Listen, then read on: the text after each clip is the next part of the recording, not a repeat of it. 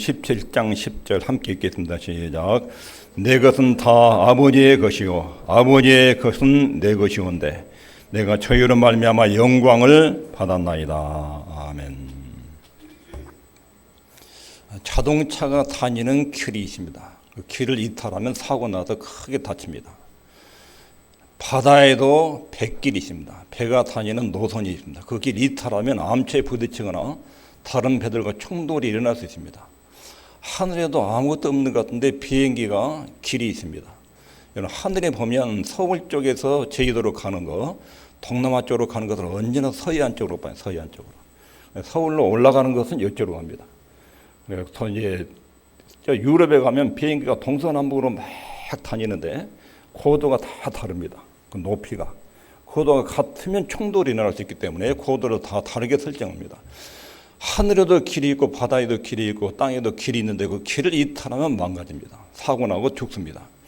하나님이 인간을 창조할 때 인간에게 길을 만들어 주었습니다. 그 길을 이탈하는 것이 죄고 그 죄가 인간 사회에 이렇게 생로병사하고 수많은 갈등과 문제를 이야기시켰습니다. 소요리 문답 제1문에 인간의 제1 되는 목적이 무엇입니까? 답이 하나님을 영원하게 하고 그분을 영원토록 즐거워하는 것이다. 이게 하나님이 창조주 하나님이 인간을 만들 때 하나님의 영광을 위해 살도록 그 하나님을 즐거워하며 살도록 만들었습니다. 그 법을 이탈하니까 죽음이 오고 고통이 오고 밤잠을 못 이루는 불안과 걱정과 두려움이 오고 갈등이 오고 이렇게 된 것입니다. 하나님이 만들어내신 길을 이탈하면 인생의 진정한 행복을 놓칩니다. 사람들은 저로 잘 먹고 잘 사는데 오류납니다. 공부 열심히 해가지고 좋은 직장 얻어가지고 열심히 돈 벌어서 그것을 인생의 최고의 방향과 목적으로 잡고 사는데 이게 잘못된 것입니다. 인간의 제일 되는 목적은 하나님을 기억해야 됩니다. 나를 만드신 하나님. 그분의 뜻을 따라서 살아가는 것, 그리고 그분을 즐거워하는 것, 그분을 영원하게 하는 것. 여기에 인생의 진정한 행복이 있고 그것을 위해서 가정이 필요하고 공부가 필요하고 건강이 필요하고 돈이 필요한 것입니다. 우리를 죄에서 구원하기 위해서 우리 주님이 십자가에 처자는 고통을 받으시고 자기 자녀들을 생산하셨고 하나님의 자녀로 삼으셨습니다. 예수님은 그런 우리를 통해서 영광을 받으십니다. 요한복음 17장 10절 끝부분에 내가 저희로 말미암아 영광을 받았나이다. 내가 이 제자들 통해서 나를 믿는 사람들 통해서 영광을 받았습니다. 그럼 우리는 이것을 위해서 부름을 받았습니다. 우리가 예수님께 하나님께 영광을 돌리며 살 때가 가장 행복하고 아름답고 고귀한 그런 인생이 되는 것입니다. 하나님의 영광에서 이탈하면 그것이 인간이 추악합니다. 공부를 많이 해도 돈을 많이 가지고 있어도 인물이 잘났어도 하나님의 영광에 이탈한 인생은 추합니다. 하나님의 뜻에 맞게 살면 거기에 아름다움이 있고 고귀함이 있고 기풍이 있고 성숙함이 있는 것입니다. 영광을 받으시도록 우리 주님은 우리를 창조하셨습니다. 그러면 우리는 어떻게 그 주님을 영원하게 하는지, 이 영원하게 하는 실천적 행동들이 무엇인지, 어떻게 하면 우리 주님께서 영광을 받으시는지. 첫 번째 있습니다. 시작. 예수님이 하신 일을 사람들에게 알려주는 것으로. 예수님이 왜 세상에 오셨는지, 예수님이 세상에 오신 목적에 대해서 성경의 여러 구절에 설명합니다. 예수님이 세상에 오신 목적에 대해서 누가복음 19장 10절에 보면 인자에 온 것은 잃어버린 자를 찾아 구원하려 함이니라. 예수님이 오신 것은 하나님께 등을 돌리고 떠난 사람들, 이게 잃어버린 자예요. 창조주 하나님이 인간을 만들었는데 그 하나님을 몰라보는 거예요. 자기 부모님이 때문에 자기가 태어났는데 부모를 몰라보는 거예요. 이거 불효자라고 그러지요. 우주 만물을 창조주께서 만드셨어요. 인간을 당신의 형상으로 만들었어요. 인간은 마땅히 창조주를 경배하고 섬겨야 돼요. 근데 등을 돌리고 떠났어요. 그래서 하나님께서 예수님을 보내셔서 내게 등을 돌리고 떠난 인간들이 내게로 돌아오게 하라. 예수님이 그 목적을 가지고 오셨어요. 내가 잃어버린 자를 찾아 구원하러 왔다. 비슷한 말씀이 요한복음 10장 10절에 내가 온 것은, 즉 예수님이 이 땅에 인간의 몸을 입고 하나님 오신 것은 양으로 생명을 얻게 하게. 여기 양은 인간이에요. 인간. 인간으로 생명을 얻게 하고, 인간이 하나님께 죄를 짓고 떠나면서 하나님의 생명을 상실했어요. 인간의 육체적 목숨이 있고 하나님의 영생의 생명이 있는데 하나님의 생명이 떠나니까 하나님을 몰라봐요. 영적으로 죽어버린 거예요. 그래 이 사람들에게 영적인 생명을 얻어서 창조주신 하나님을 다시 알아보고 경배하도록 하기 위해서 왔다. 이렇게 말씀하셨어요. 요한복음 8장 12절에 나는 세상의 빛이니 나를 따르는 자는 어둠에 다니지 아니하고 생명의 빛을 얻으리라. 하나님을 떠난 인간은 어둠 속에서 막 헤매요. 어둠 속에서. 자기 나름대로의 행복을 막 찾는데 쾌락은 있어도 행복이 없어요.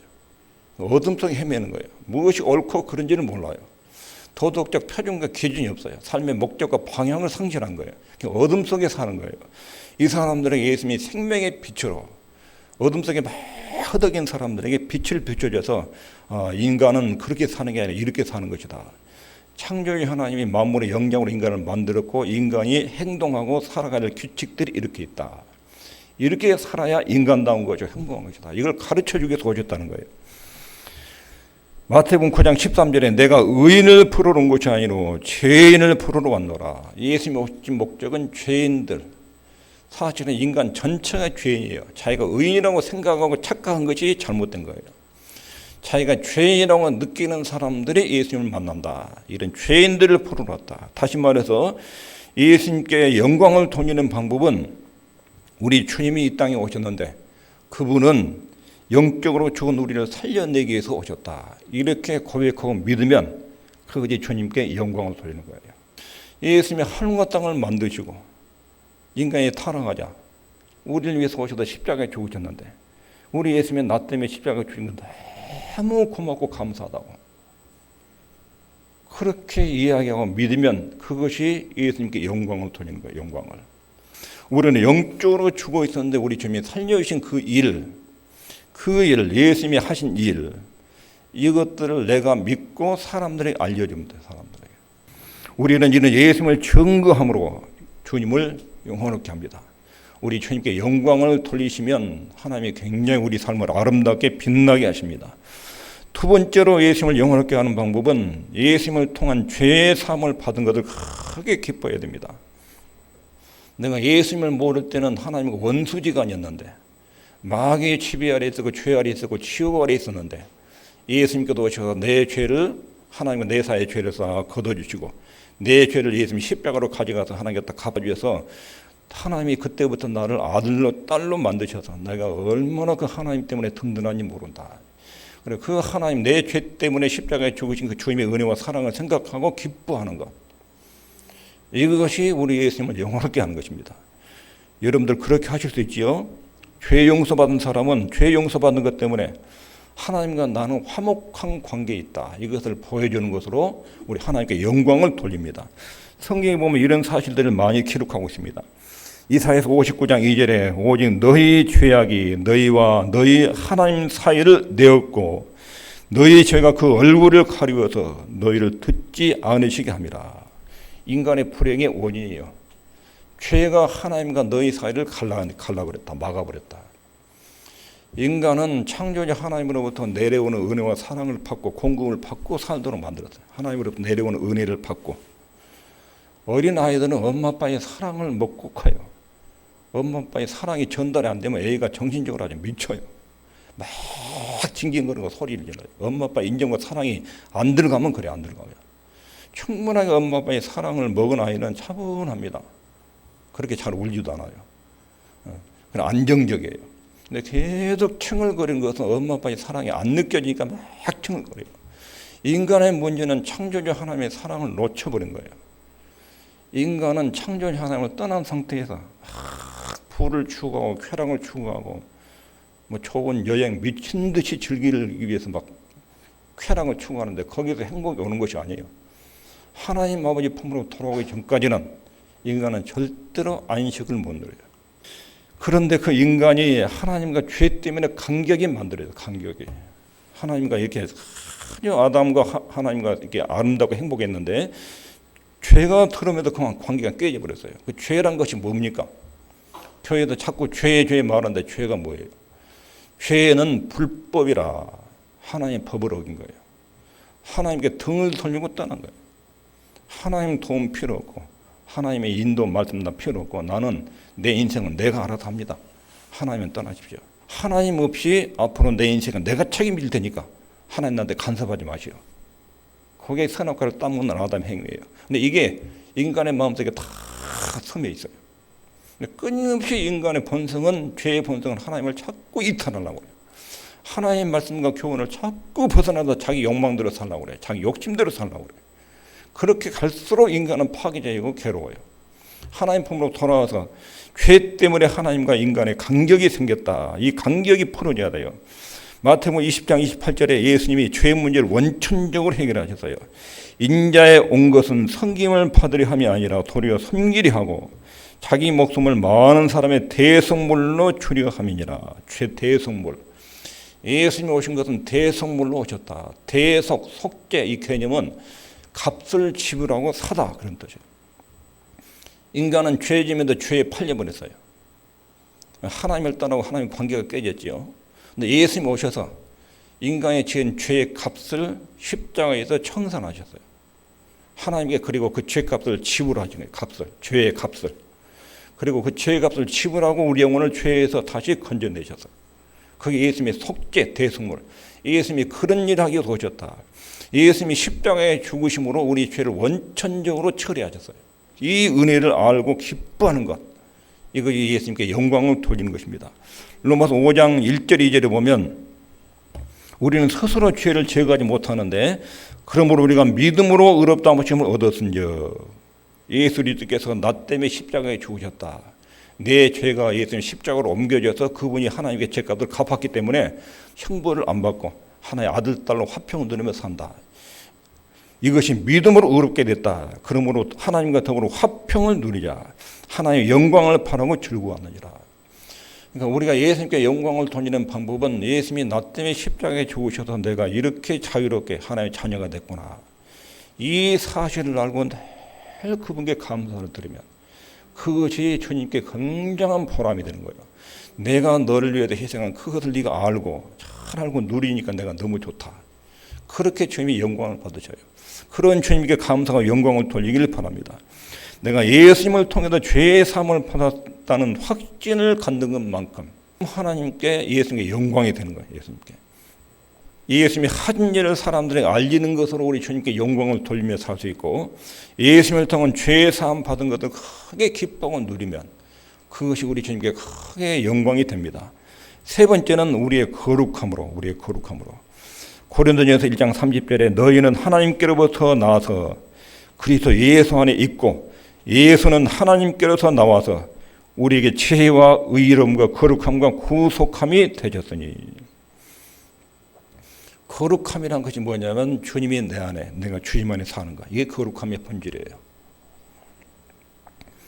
예수님이 우리 안에 계시면 예수님이 내 안에 계시면 거기에 반드시 어떤 효과가 내 말과 행실로 나타나요. 그것이 나타날 때 우리는 세상 사람들과 구별된 모습으로 딱 정체성이 보이는 거예요. 예수님의 말씀이 내 속을 지배하고 내 생각을 지배하고 내 언어를 지배하면 이것은 불신자의 삶의 스타일과 완전히 구별돼요. 그럴 때 주님의 영광이 나타나는 거예요.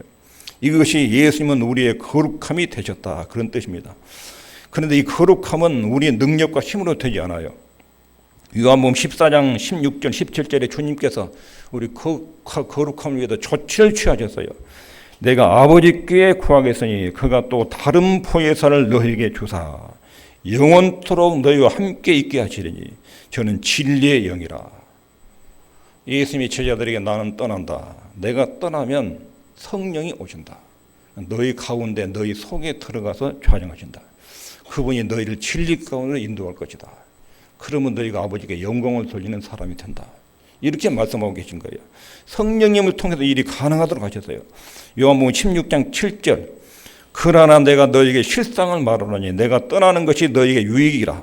내가 떠나가지 아니하면 보혜사가 너희에게 오시지 아니할 것이요 가면 내가 그를 너희에게 보낸다. 자, 예수님이 떠나십니다. 그럼 오순절에 성령이 오십니다. 그럼 성령 하나님 안에 예수님이 같이 오시는 같이. 그분이 우리 가운데 거처를 정할 것이다. 아버지도 예수님도 성령 안에서 우리 안에 같이 사셔요. 내가 예수님을 영접하면 성령님도 내 안에 오신 것이고 성부 하나님도 내 안에 같이 계셔요. 이 일이 가능하도록 하기 위해서 성령이 오셨다. 그리고 성령님을 내가 보내신다. 그렇게 약속하시고 주님이 떠나셨어요. 그러면 성령께서 내 안에 오셨다는 실제적 증거들이 뭔가? 성령님이 내 안에 오시면 거룩한 삶이 이루어진데 이 거룩한 삶이 우리 주님을 영원하게 해요. 하나님의 자녀된 거룩함이 증명되는 거, 이거 첫 번째로 성령이 우리 안에 거하시면 성도는 계속 죄 속에 거하지 않습니다. 그리스도인은 죄에 빠져서 살지 않습니다. 그리스도인은 죄를 짓지 않는다. 요한 1서에 나오죠. 그 말이 무슨 말이냐면 하나님께로부터 난 자마다 죄를 짓지 않는다. 그 말은 죄 속에 살지 않는다. 죄 속에 자리를 찾고 거처를 정하고 살지 않는다. 그리스도인들은 이 죄 아래 살다가 죄의 노예에서 살다가 여기서 빠져나와서 해방을 얻었어요. 그러니까 죄 아래 마귀 안에 거처를 두고 살지 않아요.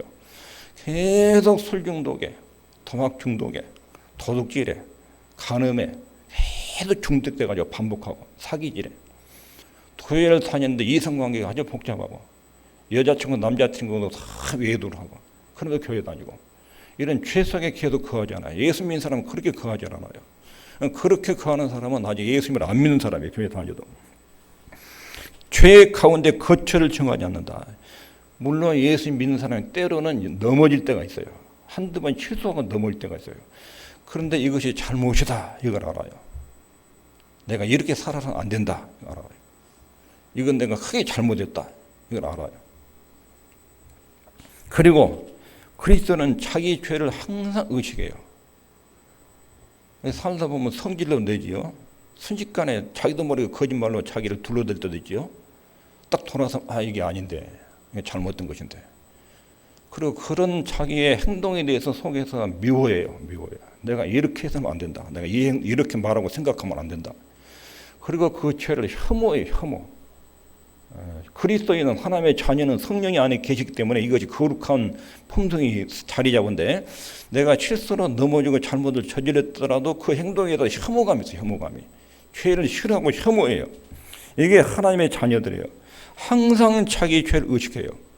그리고 죄란 것이 얼마나 교활한지 그리고 죄가 얼마나 악랄한지를 알아요. 시간이 흘러갈수록 죄의 간악함과 교활함과 그 악한 후유증들을 절감을 해요. 내가 그때 그 한 번 실수를 하고 말을 뱉고 성질을 부렸더니 이게 도덕은 내게 괴로움이 되고 가시가 되는구나. 죄란 것은 이렇게 고통스러운 결과를 가져온구나. 이걸 깊이 뼈저리게 인식해요. 다윗이 살인죄가 간음죄를 지었는데 평생을 두고 그때 지은 죄가 내 가문에 우리나라에 이렇게 큰 파장을 끼쳤구나. 내 아들 압살롬이 그것 때문에 죽었고 암논이 죽음을 당했고 딸아이가 형제한테 성폭행을 당했고 압살롬이 반란으로 수많은 국민들이 분열이 일어나고 다윗이 한 번 살인죄와 간음죄가 그 엄청난 후유증을 가져왔어요. 그리스도인들은 실수를 하더라도 그 실수가 죄의 파장이 얼마나 무섭게 열매를 맺는지 이걸 알고 소름 끼치도록 죄를 싫어하고 두려워하고 혐오하는 거예요. 이게 요한일서에 말하는 그리스도인들은 하나님 난 자들은 죄를 짓지 않는다. 이런 삶을 통해서 우리 주님께 영광을 돌리는 거예요. 죄 속에 거하지 않는 것. 갈수록 그리스도인들은 죄에 대해서 민감해집니다. 여러분들의 믿음이 성장할수록 전에는 이것을 죄를 여기지 않았는데 이 죄가 더 민감하게 느껴져요. 민감하게. 내 전에는 누구한테 말을 성질을 부려도 살다 보면 그럴 수 있지 이렇게 대충 넘어갔는데 신앙이 자랄수록 성질을 부른 거지 계속 마음이 아프게 애려요. 내가 그때 성질을 부른 것 때문에 그 사람이 얼마나 마음에 상심이 있을까, 얼마나 아팠을까, 괴로워요, 힘들어요. 죄에 대해서 점점점 민감해져요. 그래 죄에 대해서 민감하게 반응을 보낼수록 우리 주님이 영광을 받으셔요. 우리가 그렇게 주님을 영화롭게 하는 거예요. 우리 마음속에 있는 어둠을 인식할수록 우리 예수님을 영화롭게 하는 것입니다. 우리의 타락한 본성이 얼마나 비참한 것인지 아담의 타락한 본성이 내 성기를 머리를 통해서 이렇게 나타나구나. 그리고 자기 죄에 대해서 혐오감을 느끼며 이것을 벗어나기 위해서 몸부림 피는 이런 태도가 우리 주님을 영화롭게 하는 것입니다. 갈라디아서 5장 17절은 이 갈등이 예수님이 우리 안에 들어온 순간 우리 옛사람의 성령하고 계속 충돌이 일어나요. 육신의 소욕은 성령을 거스르고 성령의 소욕은 육체를 거스르나니 이들이 서로 막 갈등이 일어나요. 그래 예수 믿는 사람은 나는 하나님의 뜻대로 살아야 되는데 이런 속에서 열망이 있고 또 내 육신의 욕망은 게으르고 타락하고 막 욕심으로 가려고 하는 욕망이 있고 이 사이에 갈등이 계속 있는 거예요. 갈등이. 이것이 갈라디아 5장 17절인데 이런 갈등을 느끼는 것 자체가 우리 주님을 영광롭게 하는 거예요. 예수 믿지 않는 사람들은 자기 죄를 다 합리화시키지 죄를 인정하거나 회개하지 않아요. 계속 감춰지요. 합리화시키죠. 책임을 항상 떠는 거죠. 이런 태도를 취하면 주님께 영광을 나타내지 못하는 거예요. 자기 죄를 인정하고 회개하고 돌이키고 용서를 구하고 이런 태도를 취하면 우리 주님 앞에서 거룩함을 증명하는 것이고 그때 우리 주님이 영광을 받으십니다. 우리 주님이 그렇게 영화롭게 되십니다. 두 번째는 영적인 것에 기쁨을 보여주는 거. 영적인 것에. 성경이 점점점 되게 재미가 있어요. 그러면 여러분 그 행동 자체가 주님께 영광이 되는 거예요. 교회에 나가는 날에 점점점 재미가 있어요. 예배 드리는 시간이 기다려져요. 그리고 하나님께 기도하는 것이 재미가 있어요. 내가 기도했더니 하나님이 응답해주고 문제를 서로 풀어주셔요.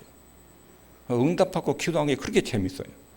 찬양하는 것이 재밌고 성경 읽고 듣는 것이 그렇게 재밌어요. 이렇게 재밌어지면 이 행동들이 죄에 대한 면역력을 팍 증가시켜요. 이러면 성경과 기도와 찬양과 예배와 하나님과의 사귐과 성도들과의 성경적 대화를 나누는 거, 교제를 나누는 거 이런 것들이 점점점 즐거워지면 우리 안에 죄에 대한 유혹을 이기고 죄에 대한 면역력이 속에 생기면서 죄에 대한 거부감이 강력해져요. 이런 반응, 이런 것으로 우리 주님을 영화할 거예요. 이런 모습을 보면 주님이 굉장히 기뻐하셔요. 이런 거 제가 그렇게 되기를 바랍니다. 세 번째로 거룩함을 통해서 주님께 영광을 돌리는데 시간이 흐를수록 거룩해지고 싶은 욕망. 마태복음 5장 6절에 의에 주려고 목마른 자는 복이 있나니 저희가 배부를 것이며 나는 시간이 흐를수록 주님을 닮아가고 싶은 욕망이 있는가. 여러분들이 예수님을 닮으면 제일 먼저 닮은 내가 행복합니다. 그리고 가까이 있는 아내와 남편이 굉장히 큰 혜택을 봅니다. 그리고 자식들이 행복합니다. 직장의 동료와 옆에 사람들이 행복해집니다. 그래도 그런 것을 알고 나는 언제나 좀 주님을 많이 닮아갈 수 있을까? 교회 산 지가 몇 년이고 나이가 이만큼 먹었는데 우리 주님을 언제나 좀 제대로 닮아서 이 성질머리 좀 죽이고 다른 사람 좀 사랑하고 섬기고 남의 입장을 먼저 배려하고 내게 주어진 책무를 잘 감당하고 그렇게 좀 다른 사람 기쁘게 섬길 수 있고 언제쯤 그렇게 했어요? 내가 언제나 내 남편이나 아내에게 충분한 기쁨을 주고 아들, 딸들에게 참 멋있는 아버지로 이렇게 좀 모습을 보여줄 수 있을까? 이런 갈증을 가지고 있는 갈증. 이게 의에 주르고 목마른 거예요. 여러분들이 그런 갈증이 있기를 바랍니다. 그리고 네 번째는 거룩함으로 우리 주님을 영광케 하는데 예수님께서 성령을 우리에게 보내주셨습니다. 예수 믿으면 성령이 우리 안에 오십니다. 성령이 내 안에 오시면 그것이 열매로 나타납니다. 열매로. 즉 예수님의 품성으로 나타납니다. 복음서와 사도행전을 읽어보면 예수님께서 세상에 오신 것 중에 하나가 아버지의 약속하신 것을 내가 너에게 보내기 위해서. 성령께서 하나님이시니 왜 우리 마음속에 못 들어오냐면 하나님과 우리 사이에 죄가 해결이 안 돼가지고 하나님이시니 우리 안에 들어올 수가 없었어요. 그래서 예수님은 오셔서 우리 죄를 완전히 뿌리채 청산하고 뽑아내야 돼요. 십자가로. 죄가 뽑아내지면 하나님이시니 우리 안에 올 수 있는 토양이 만들어지는 거예요. 십자가에 죽으시고 부활하시고 하늘에 올라가셔서 아버지와 성자 예수님께서 성령님을 보내셔요. 드디어 죄가 예수님의 십자가로 처리되니까 그 성령이 우리 안에 딱 들어오셔요. 자리 잡으시면 우리에게서 예수님의 품성이 나타나요. 성령이 오시면 갈라디아서 5장 22절 23절에 성령의 열매가 나타나요. 성령의 9가지 열매는 예수님의 인격과 삶이에요. 그러니까 성령의 열매는 예수님을 닮은 거예요. 성령 받았다는 가장 확실한 증거가 성령의 열매로 표현되는 거예요. 성품으로. 그래서 사랑의 본성, 이 성품을 보일수록 우리 주님이 영광을 받으십니다. 기쁨, 이 기쁨은 하나님의 은혜와 사랑의 바탕을 둔 기쁨이에요. 그냥 희낙낙거리는 그 기쁨이 아니라 예수님의 은혜와 사랑 때문에 마음에 기쁨이 있는 것. 예수님의 은혜와 사랑 때문에 기뻐하면 우리 주님이 영광을 받으십니다. 화평, 내적인 평화, 마음의 평정. 하나님과 내 사이가 화목이 됐잖아요. 죄가 처리되고 하나님과 내가 화평이 이루었어요. 그런 내적인 평화, 마음의 평정, 그걸 가지고 어디를 가든지 평화를 만드는 사람, 피스메이커, 평화를 만들어주는 사람. 평화를 만들어주는 사람이 되면 우리 주님이 영광을 받으셔요. 오래 참음, 사람에 대해서 참아주고 쉽게 흥분하지 않고 쉽게 성질 부리지 않고 지독하게 공격을 받아도 공격하지 않고, 이게 오래 참음이에요. 예수님이 생각하고 잘 참는 거, 어려운 환경에 참고 사람이 깐죽거릴 때 참아내는 거, 그럴 때 여러분을 통해서 우리 주님이 영광을 받으십니다. 이제 자비, 관용과 너그러움과 친절함, 양선이란 건 다른 사람들에게 봉사하고자 하는 마음, 하나님의 선을 나타내는 것이에요. 봉사를 통해서 하나님의 선을 나타내는 것을 양선이라고 그래요. 양선. 그때 주님이 영광 받으죠. 충성, 하나님에 대한 확신, 신앙, 또렷한 신앙 고백, 지져 있는 신앙, 그리고 다른 사람들로부터 신뢰를 얻는 삶. 이게 충성스러운 거예요. 직장 가면 진짜 충성스러운 사람이 인정을 받습니다. 다른 사람들에게 이 사람한테 일을 맡기면 틀림이 없다. 이게 충성이에요.